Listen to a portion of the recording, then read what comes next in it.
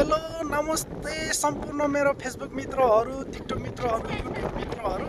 म तपाईँहरूको माझमा एउटा भिडियो लिएर आएको छु। यो चाहिँ रोल्पा ठबाङको 1 नम्बर वडा गोबाङबाट तपाईँहरूलाई भिडियो बनाउँदैछु। यो भिडियो चाहिँ सरर यसरी देखाउँदै जाँदा चाहिँ यो चाहिँ एउटा चाहिँ यो चाहिँ गोबाङ आउँछ भने पाल्लोपट्टि चाहिँ पलबाङ हो भने उता टिपुला, अनि यहाँ चाहिँ गोबाङ हो भने मेरो घर चाहिँ यहाँनिर छ है। मेरो घर चाहिँ यो चाहिँ, अनि यहाँनिर चाहिँ एक्लै बर्खाको ठान छ यो रुखमुनि चाहिँ सरर।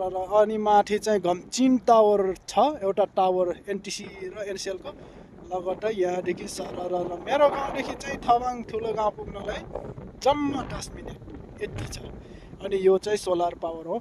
यो भिडियो म अपलोड गर्दैछु। तपाईँहरूलाई के कस्तो खालको बनाइदिनु पर्ने हो तपाईँहरू कमेन्ट मार्फत भन्नुहोला। मैले सकेसम्म टाइम मिलेसम्म तपाईँहरूको गाउँमा गएर भिडियोहरू बनाउने कोसिस गर्नेछु। धन्यवाद।